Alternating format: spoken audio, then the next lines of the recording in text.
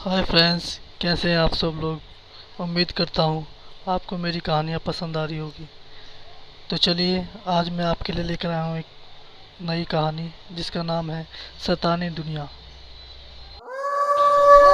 Hi friends, तो चलिए मैं कहानी की ओर चलता हूँ। जतिन आवाज़ लगाता हुआ घर में घुसता है। माँ, ऋषभ नानी के यहाँ से आया या नहीं? नहीं जतिन, ऋषभ अभी तक नहीं आया। बेटा जरा ले आ उसको नानी के यहाँ से। जतिन नाराज होता हुआ, तुम और तुम्हारा लड़का कितना भी समझा लो, कभी समझ ही नहीं सकते। क्या ज़रूरत थी उसे वहाँ जाने की। जितना बड़ा होता जा रहा है उतना ही उसका दिमाग भी कम हो रहा है। रेखा, जतिन की माँ। ओहो, क्या अपना दिमाग ख़राब करता है। पहले तो जाकर उसके बारे में पूछेगा और फिर हाथ धोकर उसके पीछे ही पड़ जाएगा।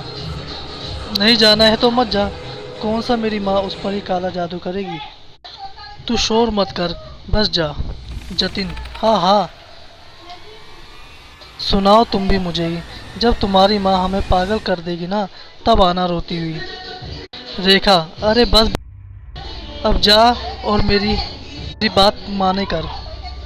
माँ है वो मेरी। तेरी बचपन में एक शैतान से बात क्या करा दी। तू तो बस जब से ही मेरी माँ के पीछे ही पड़ गया है। जतिन सामान पटकता हुआ, सिर्फ बात ही नहीं कराई थी, मेरी जान लेने वाला था वो उस दिन। और जो पापा के साथ हुआ, और मैं समझा भी किसे रहा हूँ, मुझे ही जाना पड़ेगा। रेखा, पापा के साथ जो हुआ वो बस एक हादसा था। जतिन, वो हादसा था और आगे जो कुछ हुआ वो हादसा ही समझोगी तुम तो। इतनी कहा सुनी के बाद दोनों शांत हो जाते हैं और जतिन अपना फ़ोन निकालकर ऋषभ को कॉल करता है। ऋषभ, हाँ भैया, क्या हुआ? जतिन, जतिन, साले 2 थप्पड़ पड़ेंगे तेरे गाल पर, फिर पता चल जाएगा कि क्या हुआ। अभी की अभी उस घर से निकलकर बाहर खड़ा हो, मैं तुझे लेने आ रहा हूँ। ऋषभ, 1 मिनट सांस तो लेने दो भैया, क्या कह रहे हो? किसके घर से बाहर निकलकर खड़ा हो जाऊँ? जतिन, मुझे पता है, तू तो नानी के घर गया था ना। माँ ने मुझे ने पहले ही बता दिया है। ऋषभ, शिट, माँ भी ना। ऋषभ, जरा इधर आना। ऋषभ के पीछे से ये आवाज़ आती है। जितने जितने में ही जतिन, ले अब तो पक्का ही हो गया है, तू तुरंत घर से बाहर निकल, मैं अभी की अभी तुझे लेने आ रहा हूँ। जतिन कॉल कट करता है और बाइक की चाबी लेकर तुरंत निकल जाता है ऋषभ को लेने। ऋषभ, बताओ नानी, तुम क्या कह रही थी? नानी, किसका कॉल था ऋषभ? ऋषभ, भैया का था नानी, वो अभी आ रहा है मुझे लेने के लिए। नानी हंसते हुए, तेरा भाई भी ना एक नंबर का डरपोक की डरपोक है। चल जा जादुई कमरे में। सामने वाली अलमारी में एक लाल रंग का मोमबत्ती रखी है और उन्हें लेकर आ जल्दी। और हाँ, एक बात और, किसी भी चीज़ को छूना नहीं है।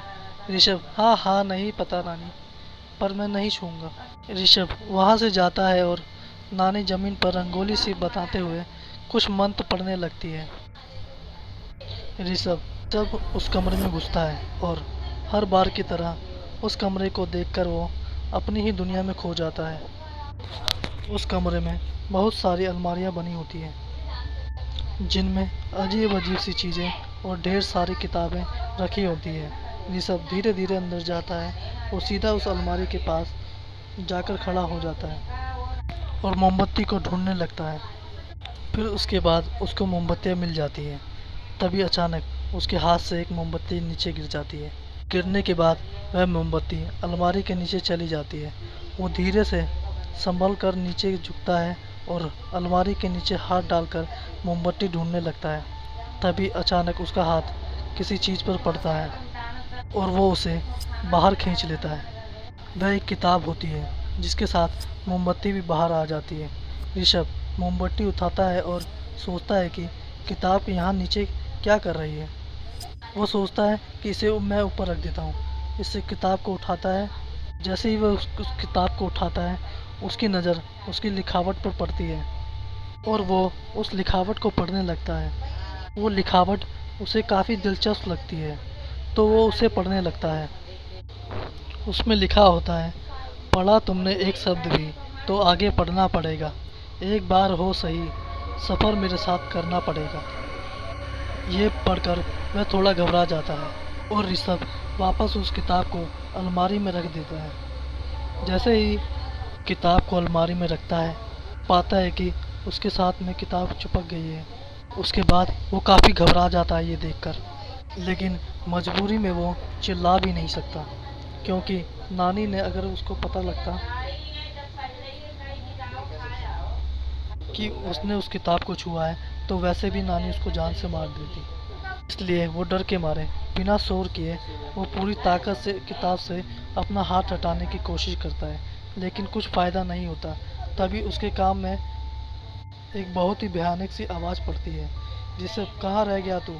नानी की आवाज़ सुनते ही वो घबरा सा जाता है और किताब के साथ ही कमरे से बाहर आ जाता है। तभी वो देखता है कि मोमबत्ती तो वो भूल ही गया। वापस जाकर वो जैसे ही मोमबत्ती उठाने की कोशिश करता है, वो किताब वजन के मारे उसके हाथ के साथ ही नीचे गिर जाती है और खुल जाती है। ऋषभ बहुत डर जाता है और वो अपनी नानी को बहुत ज़ोर से आवाज़ लगाता है। इधर बाहर भी जतिन आ चुका होता है। नानी तुरंत कमरे की तरफ भागती है और उतनी ही देर में किताब से एक आवाज़ आती है, शैतान की दुनिया में आज एक और इंसान फंस गया है। और ऋषभ उस किताब के अंदर समा जाता है। नानी कमरे में पहुंचती है और इधर उधर ऋषभ को ढूंढने लगती है। ऋषभ, ऋषभ! तभी नानी की नज़र उस किताब पे पड़ती है, किताब के पास पड़ी हुई मोमबत्तियाँ। वो देखकर नानी हैरान हो जाती है।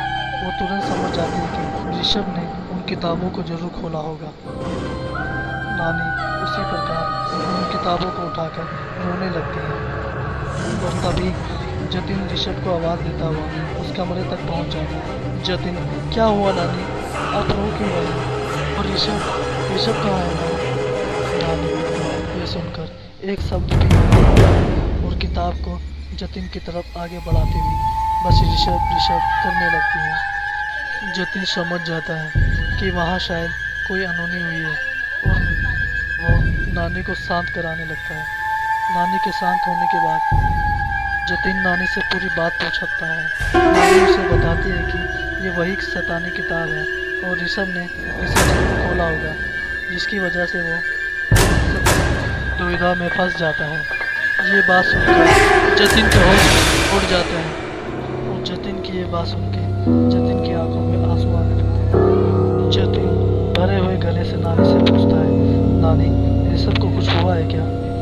नानी कहती है, हाँ बेटा, ऋषभ उस किताब के अंदर घुस चुका है। ऋषभ कहता है कि नानी, ऋषभ को प्लीज़ कैसे न कैसे ऋषभ को उस किताब से बाहर निकालिए नानी, आप तो सब जानती ही है। तब नानी बताते हैं कि मैं बस कोशिश कर सकती हूँ, लेकिन उस शैतानी दुनिया से बचकर आज तक कोई भी वापस नहीं आ पाया है, क्योंकि उस दुनिया में अभी तक कोई जिंदा ही नहीं बचा। नानी की ये बात सुनकर वह नानी पर गुस्से से गुस्सा पड़ता है।